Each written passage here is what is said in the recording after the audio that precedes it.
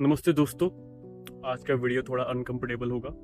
हो सकता है थोड़ा कंट्रोवर्शियल भी हो सकता है बहुत लोगों को बुरा भी लगे, पर मैं चीज़ बोल्डली कहना चाहूँगा। इंडिया में इंडिविजुअलिटी नाम की कोई चीज़ एग्जिस्ट ही नहीं करती। हम सोचते हैं कि हम आज़ाद हैं, हम सोचते हैं कि हम अपनी मर्जी से जी रहे हैं, पर हम सबके दिमाग में एक ही प्रोग्रामिंग इंस्टॉल कर दिया गया है और हमें पता भी नहीं है कि हम उसे फॉलो कर रहे हैं। जाने अनजाने सेम प्रोग्रामिंग बहुत सारे लोग फॉलो कर रहे हैं। हम रॉबर्ट की तरह बस बिहेव करते हैं, सबका स्क्रिप्ट सेम है, सबकी मोमेंट प्रिडिक्टेबल है, और जिसने ये प्रोग्रामिंग हमें दिया है वो है हमारी सोसाइटी। पर आज का वीडियो सिर्फ कंप्लेन नहीं है। आज हम जानेंगे कि इसका रूट कॉज क्या है और कैसे हम इससे छुटकारा पा सकते हैं। हम जानेंगे ये सभी प्रॉब्लम शुरू कहाँ से हुई है, हिस्टोरिकली इंडिया में इंडिविजुअलिटी को क्रश क्यों कर दिया गया है, किस सिस्टम ने हमें ऐसे प्रोग्राम किया है, और फाइनली क्या हम इससे बाहर निकल सकते हैं। तो वीडियो एंड तक देखिएगा, क्योंकि ये वीडियो साइकोलॉजिकल ऑटोफिसी इंडिया की सोसाइटी की। चलिए शुरू करते हैं।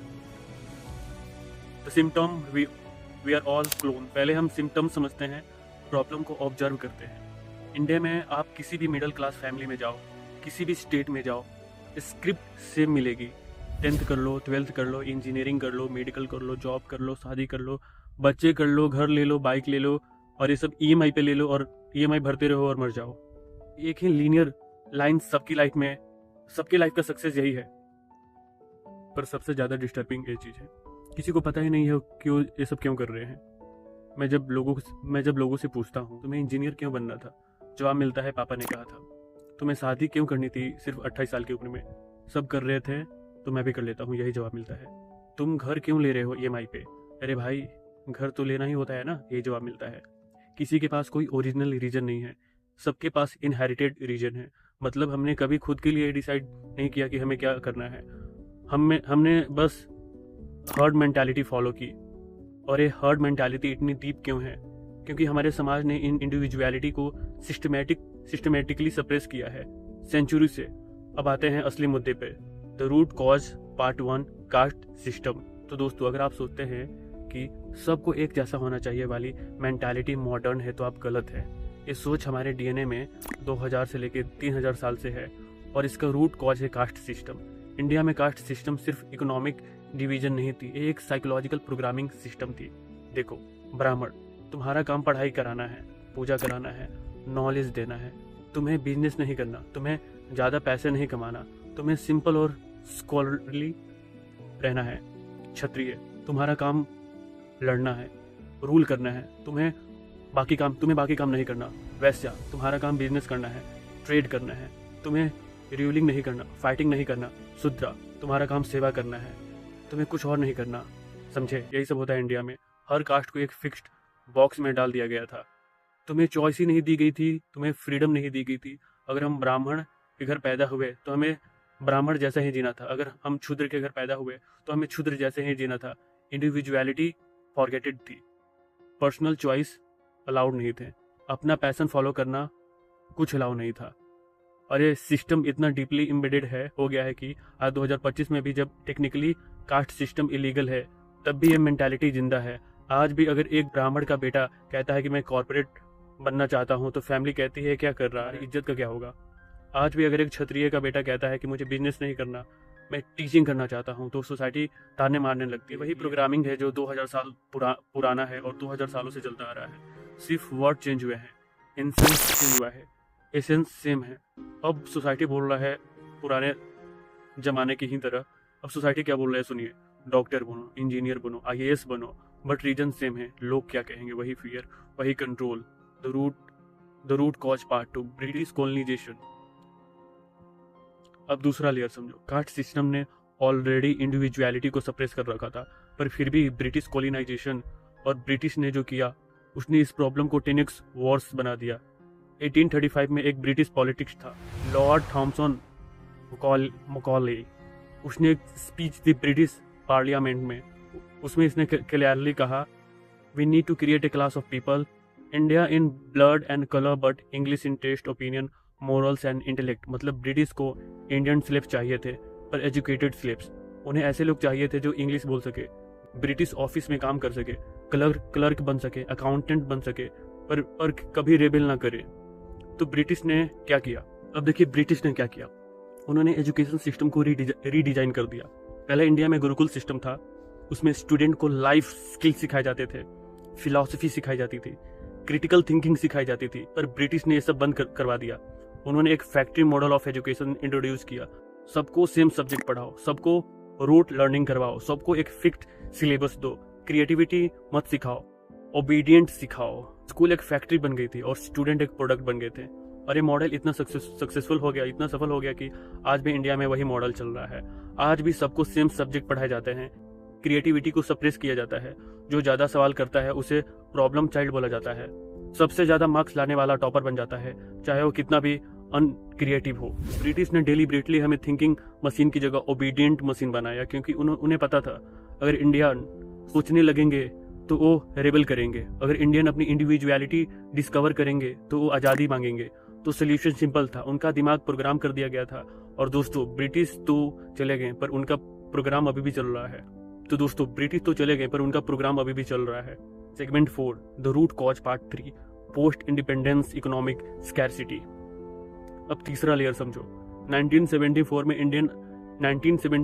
इंडिया आज़ाद हो गया था, ब्रिटिश चले गए थे, पर एक नई प्रॉब्लम आई, पॉवर्टी और स्कैरसिटी की। इंडिया बहुत गरीब था, रिसोर्स कम थे, जॉब कम थी, खाना कम था। तो लोगों के दिमाग में एक नया प्रोग्रामिंग आ गया, सर्वाइवल मोड। जब सर्वाइवल की बात आती है तो इंडिविजुअलिटी लग्जरी बन जाती है। अगर तुम्हारे पास खाने के लिए पैसा ही नहीं होगा तो तुम पेंटिंग कहाँ से कर पाओगे? तुम कोई भी काम करोगे जो पैसा दे। अगर तुम्हारे पास रहने के लिए घर ही नहीं होगा तो तुम म्यूजिक कहाँ से सीखोगे? तुम कंस्ट्रक्शन साइट पे काम करोगे। यही हुआ इंडिया में 1950 और 1980 तक लोगों के पास ऑप्शन नहीं थे, उन्हें सेफ ऑप्शन चूज करने पड़े थे। गवर्नमेंट जॉब मतलब जॉब सिक्योरिटी, इंजीनियरिंग और मेडिकल मतलब रिस्पेक्ट प्लस पैसा, early marriages is equal to family support system. Individuality का सवाल ही नहीं था, सर्वाइवल फर्स्ट था और होना भी चाहिए था। जब आप जियोगे ही नहीं, इंडिविजुअलिटी और फ्रीडम का करोगे क्या?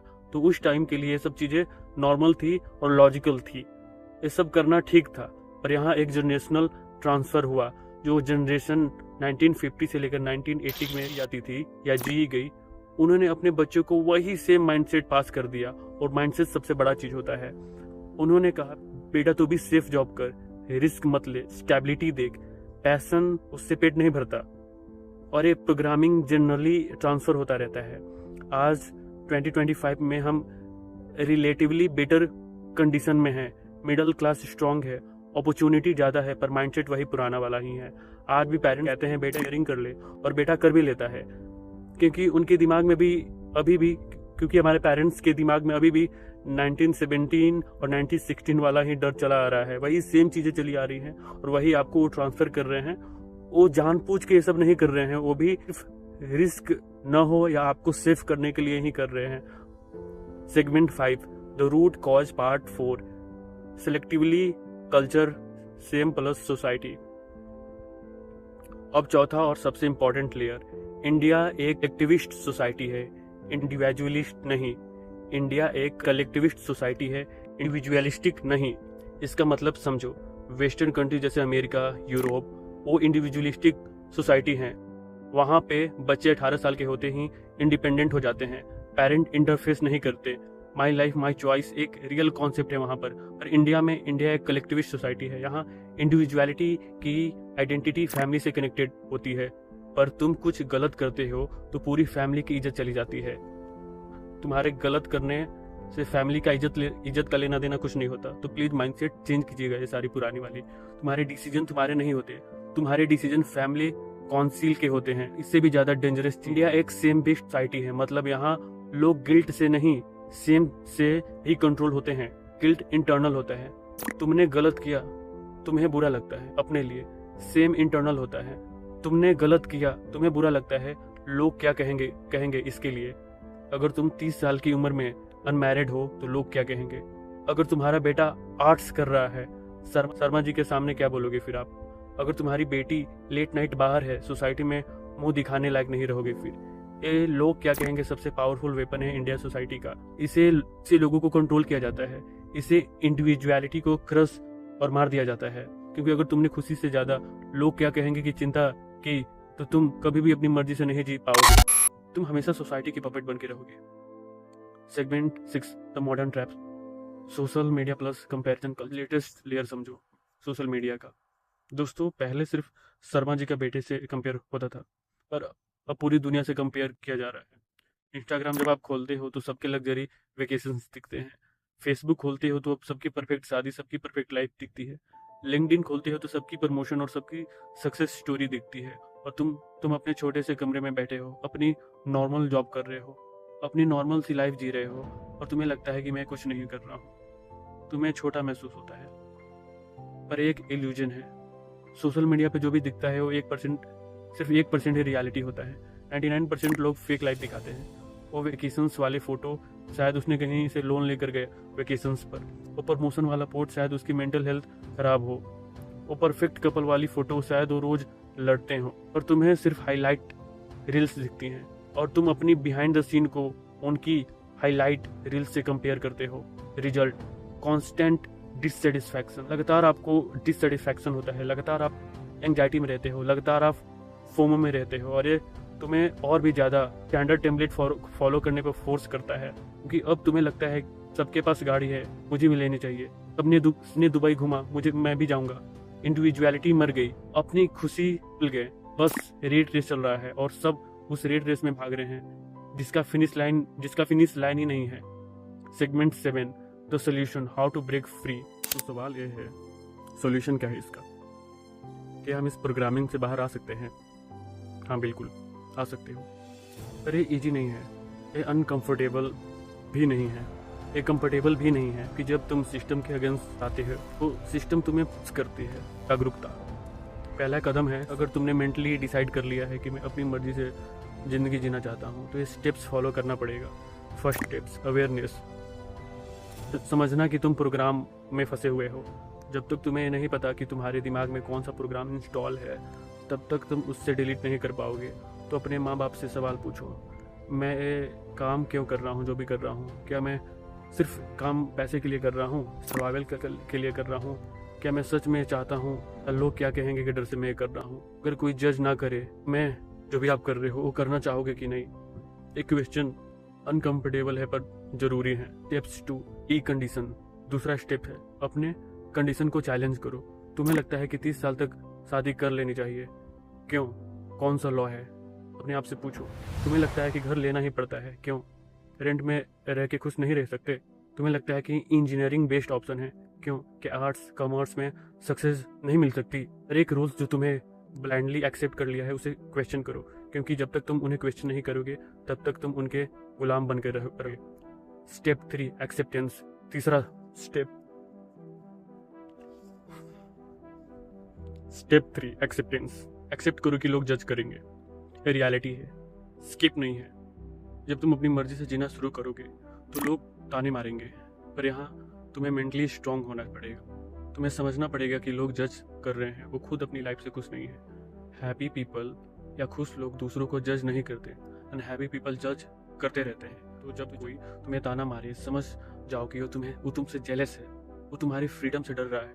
और एक चीज़ याद रखो, रात को चैन की नींद उसे ही आती है जो अपनी शर्तों पे जीता है, दूसरों की शर्तों पे नहीं। स्टेप 4 बिल्ड योर ट्राइब, अपना ग्रुप खुद बनाओ।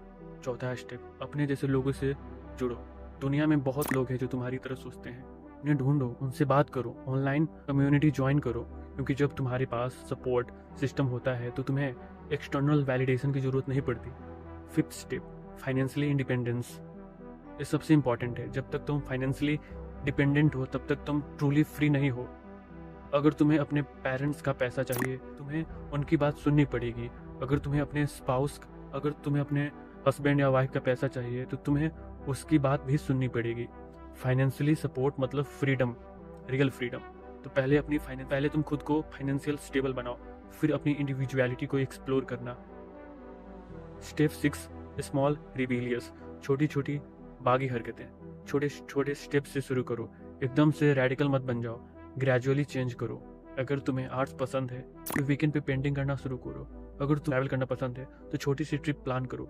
अगर तुम्हें शादी नहीं करनी तो पोलाइटली रिफ्यूज करो अभी के लिए। बाद में करनी है तो कर लेना। स्लोली स्लोली तुम अपनी लाइफ अपनी कंट्रोल में ला लोगे। तो दोस्तों समरी क्या है? इंडिया में इंडिविजुअलिटी क्यों नहीं है?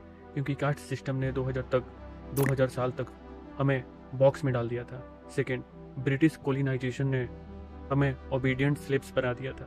तीसरा, पोस्ट इंडिपेंडेंस पॉवर्टी ने सर्वाइवल मोड एक्टिवेट कर दिया था। चौथा, collectivist plus same based culture ने हमें पपेट बना दिया था। पांचवा, मॉडर्न सोशल मीडिया ने कंपेरिजन कल्चर क्रिएट कर दिया था। ये सब लेयर सेंचुरी में बिल्ड हुई हैं। इनका अंडू बटन नहीं है, पर तुम्हारे पास चॉइस है। तुम डिसाइड कर सकते हो मैं इस प्रोग्रामिंग को फॉलो करूं या मैं अपनी मर्जी से अपनी लाइफ जीऊं। मैं तुमसे ये नहीं कह रहा कि सोसाइटी के अगेंस्ट जाओ और रिबेलियस बन जाओ। मैं तुमसे ये कह रहा हूँ अपने लिए जियो, दूसरों के लिए नहीं। अपनी खुशी को फर्स्ट प्रायोरिटी पर रखो। लोग क्या कहेंगे को इग्नोर करो। अपनी ज़िंदगी को अपने टर्म पर डिफाइन करो, क्योंकि दोस्तों एक दिन सब खत्म हो जाएगा और उस दिन याद रहेगा कि मैंने जिंदगी जी या सिर्फ गुजार दी। मेरी वीडियो तुम्हें पसंद आई हो तो इसको लाइक करो, शेयर करो और कमेंट में बताओ तुम इस प्रोग्रामिंग को ब्रेक करना चाहते हो या नहीं। मिलते हैं नेक्स्ट वीडियो में, तब तक के लिए अपना ख्याल रखना और अपनी इंडिविजुअलिटी को जिंदा रखिएगा। बाय।